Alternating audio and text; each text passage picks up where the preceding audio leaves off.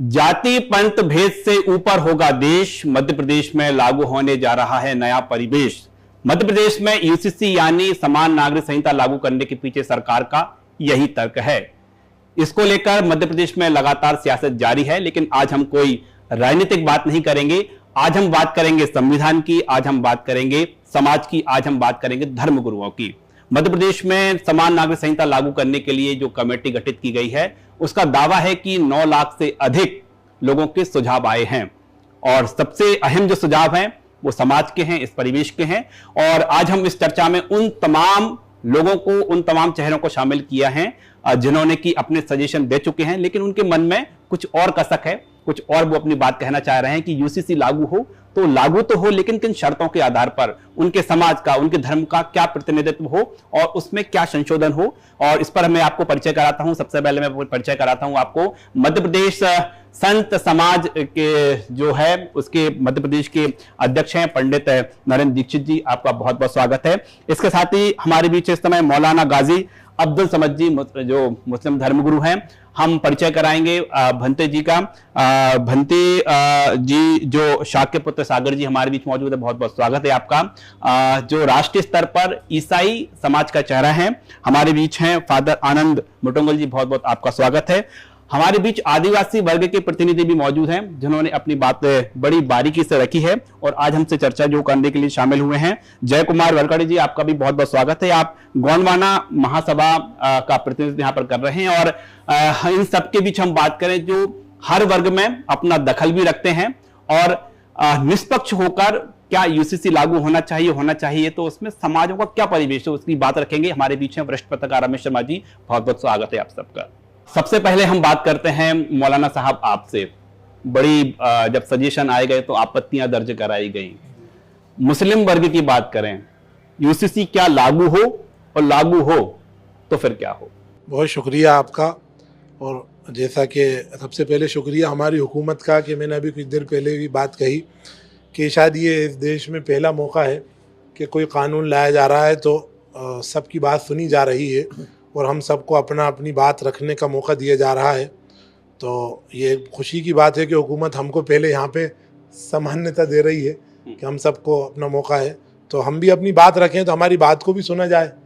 तो ये तो जाहिर सी बात है कि मुसलमानों के क्योंकि अपने एक अलग लॉज हैं, अपने पूरे अपना कानून है, अपनी शरीयत है और जिसका हमें पहले से अल्हम्दुलिल्लाह अधिकार मिला है, कोई नई चीज़ नहीं है।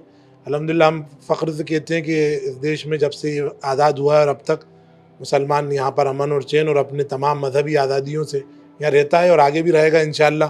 तो मुझे तो नहीं लगता कि ये नई चीज़ लाने की कोई ज़रूरत पेश आई थी। हमें पहले से बाबा साहब अम्बेडकर ने जो कानून बनाया उस पर भरोसा है और कि उसमें हमारे लिए बात बड़ी अच्छी की है कि जो भेदभाव की दीवारें हैं वो झलकी नहीं इस चीज़ में कि लागू किया जाए कि ना किया जाए। बड़ी समानता के साथ आपको आमंत्रित किया गया। जी बिल्कुल। और मैं ये भी कहता हूँ, देखिए हुकूमत को तो अगर लाना है तो लाएगी ही और अभी लाई। गुज़िश्ता में हमने देखा हिमाचल में, गुजरात में, आसाम में यहाँ से बहुत ज़्यादा मुस्लिम है, वहाँ आया और वहाँ लागू है।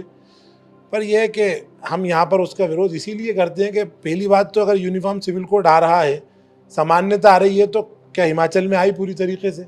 वहाँ मैं एहतराम करता हूँ हमारे आदिवासी समाज का, मैं इनके तमाम जज्बात का और जितने भी ट्राइब्स जो कहलाते हैं उनके तमाम उसूलों का, वहाँ पे उन्हें पूरी छूट दी गई। अगर लाया जाता तो उनको भी साथ में रखा जाए, वो भी तो इंसान है। हो सकता है उनमें भी जैसे हर जगह होते हैं, हर मज़हब में उनके विरोधी हो या उनको भी बुरा लगता हो भाई ये गलत है, ये सही है, लेकिन उनको पूरी छूट दी गई। और हमारे यहाँ भी यही सुनने में आ रहा है, अभी पूरा खाका नहीं आया है, पर ये कहाँ का यूनिफॉर्म सिविल कोड है, का इंतजार है। 5 जुलाई को पूरा जो ड्राफ्ट है वो कमेटी की ओर से सरकार को सौंपा जाएगा। फादर, समानता की बात हो रही है, बराबरी की बात हो रही है, सम्मान की बात हो रही है, पहली प्रतिक्रिया क्या आपकी? मोटे तौर पर हम इस यूसीसी का स्वागत करते हैं क्योंकि जब भी जो भारत में जो एक्सिस्टिंग जो कानून है हाँ उसी के अनुसार हम लोगों का सब काम चल रहे हैं, भले डिवोर्स हो, मैरिज हो, ये सब काम वैसे चल रहे हैं। हमने केवल 2-3 सुझाव रखा, उसमें यह है कि अडॉप्शन का जो राइट है अभी क्रिश्चियन को है, लेकिन उनको गार्डियनशिप दिया गया है, जैसे इस वजह से बच्चे को जो पूर्ण रूप से अधिकार मिलता नहीं, एक पेरेंट से जो अधिकार उसको मिलते वो मिल नहीं रही है। हमने दूसरे एक सुझाव ये दिया था कि ये जो प्रॉपर्टी राइट है प्रॉपर्टी राइट में अभी की हाल में यदि किसी की डेथ हो जाती है, जैसे लड़के का डेथ हो गया, तो प्रॉपर्टी के राइट जाते हैं बच्चे को और वाइफ को जाते हैं। हमारे ये मानना है कि यदि उनकी पेरेंट्स, लड़के के जो पेरेंट्स है, यदि वो सक्षम नहीं आर्थिक रूप से अपने आप को अपकीपिंग के लिए, तो प्रॉपर्टी के कुछ राइट्स उनको भी जाना चाहिए। ये हमारा कहना है। और तो कमेटी की बैठक हुई, आपको आमंत्रित किया गया था, पर यही सुझाव थे आपके? हमने लिखित में ये सुझाव दिया हुआ है। और दूसरी एक विवादित मैटर जो ये बताया गया था कि ये जो लिव इन में है, उनकी जो मेरे जानकारी के अनुसार लिव इन में उस महिला की या पुरुष की रजिस्ट्रेशन नहीं होंगे, रजिस्ट्रेशन होंगे उस बच्चे का, उनकी रिलेशन से जो बच्चा होती है उसको रजिस्टर करवा के उस बच्चे को पूरा अधिकार दिए जाएंगे। प्रॉपर्टी राइट हो या उसकी एक फादर या मदर के जो राइट्स उस बच्चे को मिलना चाहिए, राइट्स उसको मिलना चाहिए, वो मिलना। वो मुझे लगता नहीं कि ये बहुत बड़ी गलत काम है करके, क्योंकि हमने उस रिलेशन को या उस महिला को किसी प्रकार की कोई बढ़ावा नहीं दिया। हमने केवल उस बच्चे जिसको राइट ना मिले, उसे उसका पूरा जीवन खराब होगा, उससे उस बच्चे को बचाया। लेकिन इसमें भी एक पॉइंट अभी भी गवर्नमेंट क्लियर नहीं है, वो ये है, एक तरफ से आप बोल रहे हैं कि पॉलीगमी को, मतलब एक से ज़्यादा पार्टनर को हम लोग पूरी तरह से ख़त्म कर देंगे, प्रोहिबिट कर देंगे, गैर कानूनी कर देंगे, लेकिन दूसरे साइड आप बोल रहे हैं कि हम इसको रजिस्ट्री करवा देंगे बच्चे को। तो यहाँ ना एक बैलेंस नहीं दिख रही है, ये मेरा कहना है। भंते जी, हम बात करें तो बौद्ध धर्म तो भारत नहीं बल्कि पूरी दुनिया में बड़ा सम्मान है, और यहाँ पर बात चल रही है लोकतांत्रिक मान की। कमेटी के बीच आप पहुंचे, क्या मुख्य रूप से आपके सजेशन रहे? मैं तो आपको बहुत बहुत साधुवाद दूंगा, आपके चैनल को बहुत बहुत साधुवाद दूंगा कि आपने भोपाल राजधानी में सभी धर्म के लोगों को बुलाकर यूसीसी के विचार और सुझाव के लिए आपने सब लोगों को यहाँ पर आमंत्रित किया है। एक्चुअली बौद्ध समाज जो है, भगवान बुद्ध ने हमेशा करुणा, समता और न्याय पर उन्होंने हमेशा उनका उपदेश दिया है, और इसलिए अगर सरकार किसी भी ऐसे कानून को लेकर आते हैं तो उनका मैं हृदय से स्वागत करता हूं, क्योंकि ये जो है समान नागरिक संहिता जो है, यूसीसी जो है, ये बाबा साहब आम्बेडकर ने भी, जब यहाँ वहाँ पर बहस हो रही थी उस समय बाबा साहब आम्बेडकर ने भी इसका पक्ष रखा था, परंतु वहाँ पर उनकी बात को उस तरीके से नहीं रखा गया। और बाबा साहब आम्बेडकर ने तो इस देश में एक समानता का वातावरण बनाने के लिए उन्होंने हमेशा प्रयास किया, और इसलिए मुझे लगता है कि यूसीसी भारत के अंदर सभी राज्यों के अंदर अगर होती है तो मुझे ऐसा लगता है कि यहाँ पर अगर किसी एक विशेष धर्म के लिए कोई विशेष अगर प्रावधान है, कोई विशेष अगर उनके लिए प्रावधान बनाए गए हैं और किसी अन्य धर्म के लिए वो प्रावधान नहीं है, तो मुझे लगता है कि ये समानता नहीं है। और देश के अंदर मुझे लगता है अगर समानता अगर होती है तो इस देश का माहौल भी एक अलग होगा, और इस देश के अंदर एक सभी लोग, जैसे कि हाजी साहब ने आपने कहा है कि वहाँ पर क्या परिवर्तन हुआ है, अगर हम लोग आज़ादी के बाद अगर भारत के अंदर हम लोग देखेंगे तो बहुत परिवर्तन हुआ है, बहुत ज़्यादा परिवर्तन हुआ है, और जैसे जैसे यहाँ पर समय गुजरता जाएगा इस देश में और परिवर्तन होगा। परंतु इस यूसीसी से मुझे लगता है कि देश के अंदर जिस तरीके से भारतीय दंड संहिता बनी हुई है, सभी को अगर उसने गुनाह किया तो उनको उसी तरीके से उनको ये मिलता है, और वैसे ही मुझे लगता है कि इसके माध्यम से भी इस देश के अंदर सभी को एक जैसा माहौल होना चाहिए, एक जैसी उनकी परंपराएं होनी चाहिए, और एक जैसे न्याय होना चाहिए। आपने पहली बार वो बात कह दी है जो अब तक कहीं सामने नहीं आई है। भंते शाक्यपुत्र सागर जी, आपने कहा है कि बाबा साहब चाहते थे कि समान नागरिक संहिता लागू हो। जी, यस, उन्होंने तो जब वहां पर बहस चल रही थी तो तब उधर बाबा साहब आम्बेडकर ने ये कहा कि ये बड़ा दुर्भाग्य है इस देश का कि इस देश के अंदर किसी एक धर्म के लिए, किसी एक मजहब के लिए वो ज़्यादा महत्वपूर्ण है, उनका धर्म बहुत महत्वपूर्ण है, तो विधायी का क्या है। अगर हम लोग इस देश के अंदर धर्म को ज़्यादा महत्व देंगे तो कानून क्या कहेगा। और इसलिए मुझे लगता है बाबा साहब आम्बेडकर चाहते थे कि इस देश के अंदर हर एक व्यक्ति के लिए समानता का अधिकार हो। धर्म जाति भेद से अब ऊपर होगा देश, जो बार बार सरकार जिक्र कर रही है। हम आएंगे अब जय कुमार वरकड़े जी के पास। आदिवासी वर्ग, सबसे अधिक हम बात करें तो आप पर ही नजर है। कि आदिवासियों को क्या समान नागरिक संहिता में लाया जाएगा तो कितना लाया जाएगा, या पूरी तरह से अलग रख दिया जाएगा? आप क्या चाहते हैं? मैं तो बहुत धन्यवाद देना चाहूँगा आपके चैनल को। और आज से बहुत गौरव का दिवस है आज हमारे लिए, क्योंकि हमारा आज 462वां जो हमारी रानी दुर्गा बलिदान दिवस है, आज पूरे विश्व में मनाया जा रहा है। मैं आपके चैनल को धन्यवाद देना चाहूँगा, रानी दुर्गावती को सशक्त नमन करता हूँ मैं। और आज जैसा कि सर ने आपने मुझे अवगत कराया, और जैसे सर ने बोला मैं उस बात से सहमत, जैसे बाबा साहब ने बोला है। लेकिन जो हमारा कल्चर जो होता है, जैसा कि हम प्राकृतिक, आपने धर्म की जो बात भी हुआ है, तो प्राकृतिक जो धर्म है हमारा, जो हम प्राकृतिक के पुजारी निराकार, और जो हमारे जो गुरु हैं, सदगुरु जो हमारे धर्माचार्य हैं, वो भी शिक्षा देते हैं कि हमारा भाषा आज भी लुप्त है, आज भी हमको नहीं मिला। जैसे कि आज जो चल रहा है, जो देश में लाया गया, भारत देश में, पूरे देश में, विश्व में, तो इसको हमें तो आदिवासियों को तो अलग ही कर दिया गया है ना, तो उसे कैसे लिया जाए, आप खुद बताइए इस चीज़ को। यदि समान नागरिक संहिता में आदिवासी वर्ग को भी लाते हैं तो सब समान हो जाएंगे? सब समान हो जाएंगे। तो आप स्वागत करेंगे इसका? स्वागत तो जब सभी करेंगे तो हम लोग भी सब स्वागत करेंगे, और नहीं तो हमें तो लाना चाहिए ना, हमें तो अलग ही कर दिया गया, तो इसके लिए कुछ तो करना पड़ेगा। तो देखिए, न्यूज़ 24 मध्य प्रदेश छत्तीसगढ़ और लल्लूराम.com के इस कार्यक्रम की बात करें तो आदिवासी वर्ग का प्रतिनिधित्व कर रहे हैं। एक बार फिर आपकी जो दिल की बात है आप हमारे इस कार्यक्रम में रखिए, आपकी बात हम सरकार तक जरूर पहुंचाएंगे। बताइए क्या चाहते हैं आप? सर मैं तो यही चाहूँगा कि हमारा धर्म कोट है, जैसे गोंडी धर्म है, हमारी एक मांग है आदिवासी मूल निवासी, हम आज इस देश के मूल निवासी हैं, लेकिन आज दिन तक हमको ना ही मूल मालिक का दर्जा दिया गया, ना ही हमें तो ऐसा है कि आज जंगल से भी भगाया जा रहा है। ऐसा क्यों? हमारे जंगल जमीन के समान नागरिक संहिता की बात कर रहे हैं, क्या ये आदिवासी वर्ग के लिए लागू होना चाहिए कि आदिवासियों को समान नागरिक संहिता में शामिल किया जाना चाहिए? स्वागत करते हैं। पंडित नरेंद्र दीक्षित जी, आपका बहुत बहुत स्वागत है। और कहें कि जो हिंदू धर्मगुरु हैं वो तो मंदिरों में जोर जोर से घंटियां बजा रहे हैं कि कल नहीं आज ही लागू कर दिया जाए।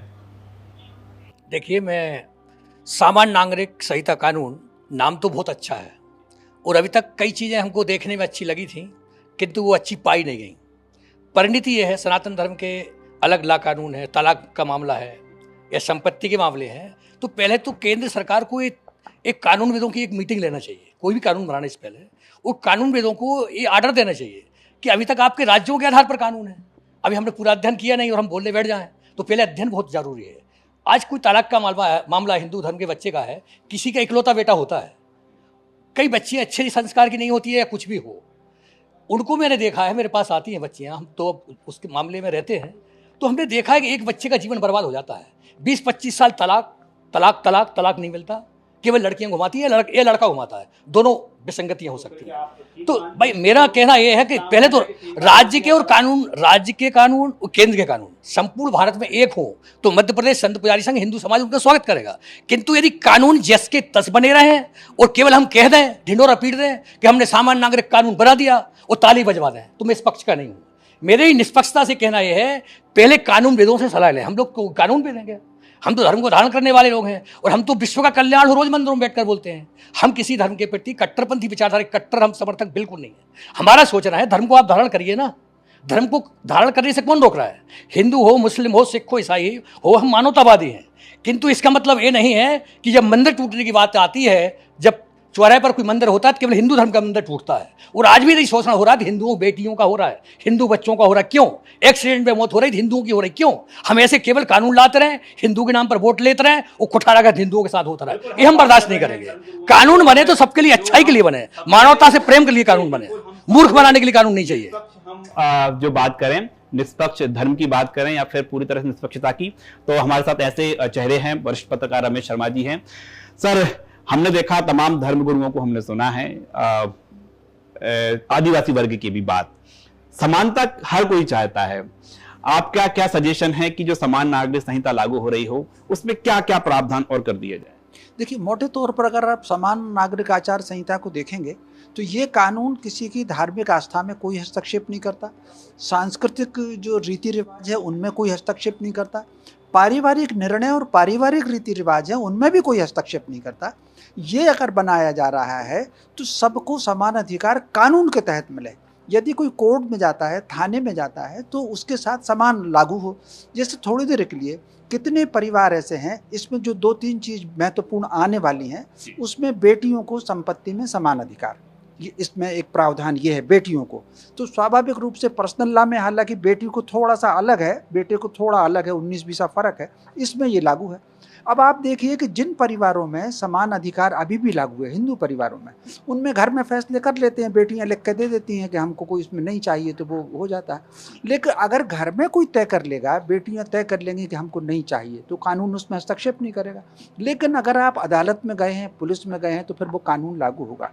आप अगर देश में देखेंगे 90% कानून समान लागू हैं। क्रिमिनल लॉ सब पर 300 तो एक साथ लगता है, हत्या के लिए, चोरी के लिए सब पर एक साथ लगेगा, डकैती के लिए एक साथ लगेगा, मारपीट के लिए एक साथ लगेगा, कोई धर्म विशेष नहीं है। कुछ नहीं आता। पति पत्नी में अगर झगड़ा हो गया और पत्नी पहुंच गई है तो एक सी दफ़ा लगेगी।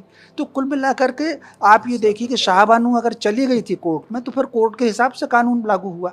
तो कहने का अर्थ है कि इसमें समानता की बात जो है वो केवल और केवल कानून की दृष्टि से समानता की बात है। ये सब लगभग सारे लोगों ने यही बात कही है, और हमारे जो गौण समाज से आते हैं उनने भी यही बात कही है कि सबको समान होना चाहिए।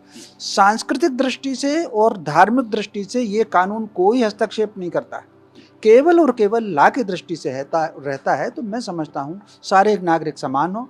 और भंते जी ने भी बिल्कुल ठीक कहा, बाबा साहब अम्बेडकर जी ने न केवल संविधान सभा में समानता की जोरदार बात की थी, और जब ये प्रावधान में थोड़ा सा अंतर आया तब उन्होंने एक लेख भी लिखा है, उन्होंने पार्लियामेंट में भी ये बात दोहराई है कि समानता की बात लागू होना चाहिए। तो कुल मिलाकर के मैं समझता हूँ एक देश और एक कानून तो रहना ही चाहिए। व्यक्तियों की आस्था अलग है।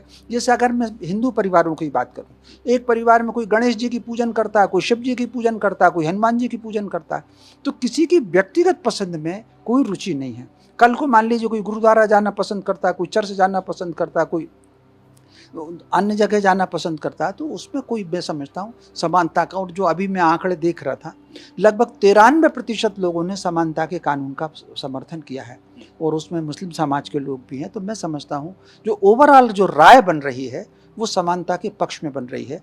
और फिर मैं ये भी जो कहा हमारे गौण समाज के लोगों ने कि आदिवासी समाज को भी इसमें शामिल करना ही चाहिए। और ये हालांकि प्रसंग नहीं है, लेकिन आधा मिनट और मैं लूँगा। अब आज निश्चित रूप से रानी दुर्गावती जी का बलिदान दिवस है, और उनको धोखे से मारा था आसफ खान ने, समझौते के लिए बुलाया, वो घेर करके मारा था। वो जानते हो वो कालिंजर की राजकुमारी हैं, वो चंदेल राजा थे। उनकी माता जो है वो सिसोदिया राजवंश की थी, राणा सांगा की बहन थी रानी दुर्गावती की।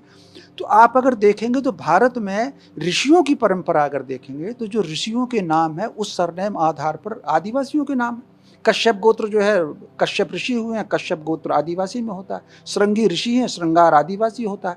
ऋग्वेद में बादरायण ऋषि है, बादरा आदिवासी होता है। ऋग्वेद में भृगु ऋषि हैं, भगोरिया आदिवासी होता है। आप अगर देख लेंगे तो सारे के सारे इनके नाम मैंने छांटे हैं, मैंने करीब 62 नाम छांटे हैं ऋषियों के आधार पर जो कुल आते हैं। और अगर वैदिक कालीन की परंपरा देखेंगे, आदिवासी समाज की रीति रिवाज जो है वो वैदिक काल से बहुत मिलती है। तो कहने का अर्थ जो है सारे लोगों को ले, फिर भी अगर सरकार ये चाहती है किसी को अलग करना तो वो उसका निर्णय है। जैसा कि हाजी साहब ने कहा कि हुकूमत को जो तय करना होता है तो वो तो फैसले लेती है, लेकिन फिर भी सारे लोगों को उसमें शामिल किया जाए। और मैं समझता हूँ सामाजिक जागृति का अभियान भी इस पर चलना चाहिए। जो गाजी साहब आप पे आते हैं, हुकूमत को जो करना है वो तो करेगी, लेकिन अपनी बात रखने से ये हुकूमत को आभास होता है कि हाँ इनकी भी सुनी जाए। बड़ा संक्षेप में बताइए, न्यूज़ 24 मध्य प्रदेश छत्तीसगढ़ और लल्लूराम.com के इस कार्यक्रम में आप सीधे सरकार से क्या अपील करते हैं, सरकार यानी उस कमेटी से जो कि अपनी सिफारिश करने जा रही है यूसीसी को लेकर कि ये प्रावधान हो जाए? प्रावधान की मतलब कोई ख़ास ऐसी ज़रूरत है नहीं मेरी नज़र से तो, पर जो बात अभी सर ने कही, उन्होंने कही कि रियायत सबकी रखी जाए कि भाई जिसके जो अभी सर ने बहुत अच्छी बात कही, जब कोई जाता है अपराध करके तो ही हुकूमत, हमारे यहाँ भी हम देखते हैं, मैंने अभी एक मिसाल दी थी कि बच्चियाँ हमारे यहाँ बहुत जुल्म से रही हैं, ऐसा नहीं है घरों में, उनके जो पति हैं वो कोई मार रहा है, कोई कुछ कर रहा है, वो पुलिस नहीं जा रही, वो उसको एक अपनी परंपरा समझ रही है। तो उससे बेहतर है किसी तरह हम जागरूकता, एजुकेशन इस पे काम हो ये इसमें समानता दिलाई जाए कि हमारे लोगों के जागरूक हो कि हमें कब थाने जाना है, कब कानून के पास जाना है और कानून की कब और कैसे मदद लेना है। आप तो ये बताइए कि यूसीसी लागू हो या ना हो, और हो तो उसमें मुस्लिम पक्ष के लिए क्या क्या प्रावधान कर दिए जाए? प्रावधान में तो वही बात कहूंगा, क्योंकि बात ये आ गई है मुस्लिम पक्ष, अभी 3 तलाक का प्रावधान हो चुका है एक बहुत बड़ा, तो उससे हुकूमत हमें ही बता दे कि हमारे कितना फ़ायदा हुआ, हमारी बहन बेटियों को कितने हमें लाभ पहुंचा, तो हम अगले कानून में भी साथ दें ताकि हमें पता चले हमारे लिए एक फैसला लिया गया था वो भी बहुत अच्छा था और आगे भी जो लिया जा रहा है वो भी बहुत अच्छा लिया जा रहा है। तो प्रावधान की मैं तो आपसे एक बात करूँ ना, हमें प्रावधान की खास ज़रूरत नहीं लग रही, पर बात यह कि जब आदमी, अब हुकूमत जब लाएगी, हम अपने निजी तौर पे जो हम अपने पालन करते हैं वो हम करेंगे। ये तो एक अच्छा हुआ भी बनाया जा रहा है कि साहब मुस्लिम पक्ष, मुस्लिम बहुत सारे अपने तौर पे जो निभा रहे हैं, तलाक़ खामोशी से हो गई। हमारे यहाँ बहुत से इदारे हैं जो अपने लेबल लगाए बैठे, पर आज क्या वो तलाक़ करा सकते?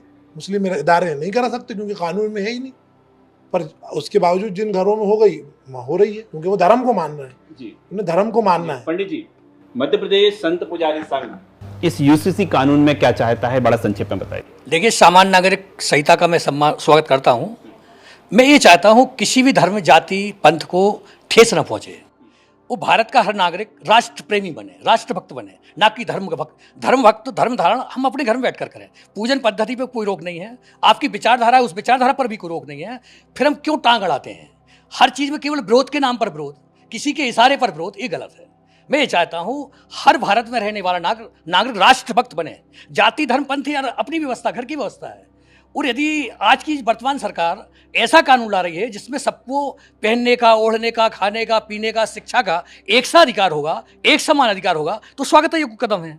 किंतु किसी के प्रति कुठाराघात ना हो, किसी की आत्मा को ठेस ना पहुंचे और कोई भी जनमानस को कोई हानि ना हो। मेरा सोच रहे हैं हम सर्वभन्तु सुखना बड़े लोग। सनातन धर्म का आपने गीता साहब बता दिया है। आदिवासी वर्ग क्या क्या चाहता है, बड़ा संक्षेप में बताइए आप। आदिवासी वर्ग जो है, जो हमारे कल्चर है, हम आदि, जैसा कि खान साहब ने बोला, बुद्ध साहब ने जी बोले, और हमारे वरिष्ठ पत्रकार जी जिसने अपना बात को आदिवासियों के बीच में सारी चीज़ रख दी है, मैं उनकी बातों को समर्थन करता हूँ और उन्हें मैं तहे दिल से प्रणाम भी करता हूँ कि उन लोगों ने आदिवासियों के बारे पे मैं क्या बोलूँ, उन लोगों ने पहले ही सारी चीज़ बोल दी है। शामिल कर दिया जाए यूसीसी में आदिवासी वर्ग को। सर, जैसा कि यदि हमें तो अलग ही कर दिया गया है, लेकिन यदि शामिल कर दिया जाए तो हमें उसमें आगे क्या, हमारे लिए क्या प्रावधान रहेगा, उसका भी पक्ष सामने आना चाहिए। उसका पक्ष आना चाहिए सामने, उसका प्रावधान भी तो होगा ना कुछ, कि यदि हमें अलग तो कर ही दिया है, लेकिन यदि हमें शामिल करता है तो उसका निचोड़ भी तो निकलना चाहिए। शाक्य पुत्र सागर जी, बड़ा संक्षेप में बताइए कि यूसीसी लागू हो जाए, कौन कौन से प्रावधान मुख्य रूप से होना चाहिए? देखिए, एक्चुअली ये जो यूसीसी है, इसमें विशेष करके 2-3 प्रावधान जो है यहाँ पर दिया गया है। इससे मुझे लगता है पूरे देश के अंदर एक जैसे कानून जब यहाँ पर बनेगा तो मुझे लगता है कि यहाँ पर एक बहुत अच्छा एक माहौल बनेगा। और मुझे लगता है इसके माध्यम से किसी भी धर्म, पंथ या किसी भी विशेष वर्ग के लिए किसी प्रकार का नुकसान मुझे नहीं दिखाई दे रहा है। तो हम तो स्वागत करते हैं कि जिसमें समानता की बात आती है। देखिए, 2-3 चीज़ें मैं कहूँगा कि जो ज़रूरी है। एक तो ये है, ये जॉइंट फैमिली, जो हिंदू प्रॉपर्टी जो डिवीज़न होती है उसमें जॉइंट फैमिली को काफ़ी बेनिफिट दिया हुआ है। वो क्रिश्चियन कम्युनिटी को भी उसी के यूसीसी में उसको भी शामिल कराया जाए। दूसरा, अडॉप्शन राइट दोनों को बराबर हो, जैसे हिंदुओं को मिलते हैं वैसे ही इनको भी मिले। और शादी और डिवोर्स और सब चीज़ें जैसे अभी जो चल रही है उसके अनुसार ही चल रही है, उसको वैसे ही रहने दीजिए, उसमें हमें कोई आपत्ति नहीं है। क्योंकि अभी भी हम लोग उसी का, हमारे जो चर्च में शादी होती है उसके बाद में सीधे जाके कोर्ट में हम लोग बोलते हैं कि आप लोग कलेक्ट्रेट में जाके रजिस्टर कर दीजिए। आज भी वही चल रहा है। तो आप तो गदगद होंगे जो आप मांग कर रहे हैं ये सब तो सम्मान मिलने जा रहा है। हाँ, तो हमें खुशी है इस बात को लेके। बट हमें नहीं, जैसे आपने ये जो आदिवासी समाज की बात कहा, ये भी हमारे एक सुझाव में हमने लॉ कमेटी को दिया है कि 21% के करीब आदिवासी समाज है मध्य प्रदेश में। आप एक समाज को रिप्रेजेंट कर रही है और गवर्नमेंट इसको जल्दीबाजी में ना करते हुए आदिवासी समाज के और भी जैसे बील है, बिलाला है, इनको सबके प्रतिनिधि को बुलाकर उनसे पूछे कि उन लोग क्या चाहते, उसके बाद में उन्हें यदि वो सहमत है शामिल करने में, शामिल करे। बिना उन्हें कंसल्टेशन करते ही आप बोलते कि नहीं इनको हम बाहर रखेंगे, क्यों अन्याय करें उनके साथ? तो इसके थोड़ा टाइम लेना चाहिए गवर्नमेंट को, समय लेना चाहिए। रमेश शर्मा जी, हमने देखें कि 9 लाख से अधिक सजेशन आ चुके हैं। हमने उस गागर में से सागर भरने का यहाँ पर प्रयास किया है कि जो मूल समाज की भावना है, जो मूल धर्मों की भावना है, वो यहाँ पर सामने आ जाए। अब इससे ये सागर है, इसमें से आप गागर क्या भर के लाएंगे, निचोड़ क्या निकालेंगे? देखिए, स्वाभाविक रूप से इस सभा में भी आप अगर देखेंगे तो लगभग सैद्धांतिक रूप से तो सब सहमत हैं। हाजी साहब ने 1-2 बिंदुओं पर थोड़ी सी अपनी असहमति जरूर बताई है, लेकिन सैद्धांतिक रूप से सारे के सारे लोग सहमत हैं। और मैं समझता हूँ जो आनंद जी ने बात कही, सरकार थोड़ा सा और समय ले ले, थोड़ा सा और विचार कर ले, और खासतौर से आदिवासी समाज के विभिन्न समूह से और चर्चा कर ले, और जो कुछ हो उस हिसाब से प्रावधान हो। और मैं समझता हूँ ये देश के और समाज के हित में है। और इस बात को फिर मैं दोहराना चाहता हूँ, ये किसी की धार्मिक परंपराओं में, किसी की सांस्कृतिक परंपराओं में, किसी की पारिवारिक रीति रिवाज में, उसमें कोई हस्तक्षेप नहीं करता। कई बार धर्म एक भी है, समाज एक भी है, लेकिन अगर मान लीजिए कोई महाराष्ट्र में कोई रहता है तो वहाँ थोड़ी सी परंपराओं का फर्क है, उत्तर प्रदेश में परंपराओं का फर्क है, एक ही समाज में।